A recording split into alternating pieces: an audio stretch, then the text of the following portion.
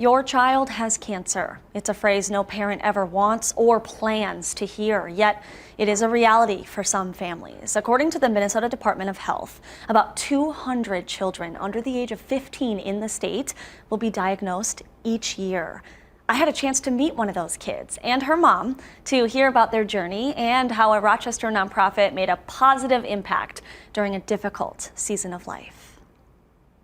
Could also be the kitchen because it's also big. Yeah, that's true. This is 11-year-old Hannah Kier. How would you describe yourself, Hannah? Funny, weird, silly. She just started 6th grade at Willow Creek Middle School in Rochester. I really like writing stories and stuff. It's fun. Sassy. She's independent.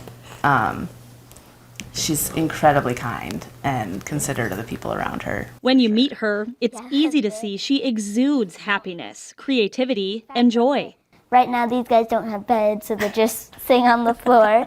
She's thriving. She really overcame a lot of odds to get to be where she is today. Odds that at times were not in her favor. When Hannah was just 2, she was diagnosed with neuroblastoma, a nerve tumor cancer. She was stage 4, which meant it was kind of all over her body. They gave her about a 50% survival rate. A prognosis that flipped their lives upside down. We did about a year and a half of chemo, radiation. Hannah's had a stem cell transplant.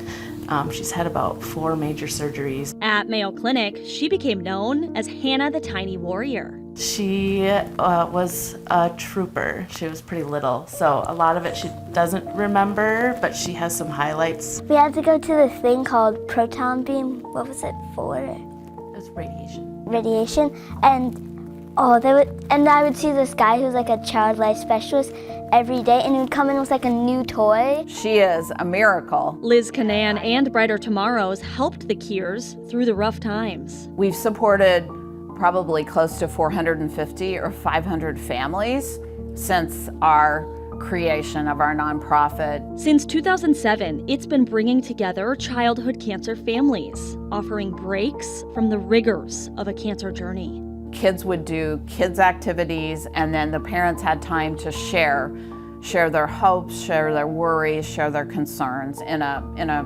private, kind of intimate space with each other. The organization was created by 4 mothers whose children faced cancer, including Liz. We had a son who was diagnosed with a brain tumor. His name was Will. She tells me the nonprofit's mission is to make sure no family walks this journey alone. The power of connections of people in those similar circumstances is really powerful and can be so helpful to help carry people along. You know, just to know that I had a place to vent and ask questions and feel at home was wonderful. It changed our journey completely. Now, Hannah continues to prove that despite the toughest of times, 7 years cancer-free. There is always hope. Never give up. Isn't she just the coolest? Hannah also recently wrote a poem that she lives by and could be really inspiring to others. It goes like this. There's a wrong way to plant a tree.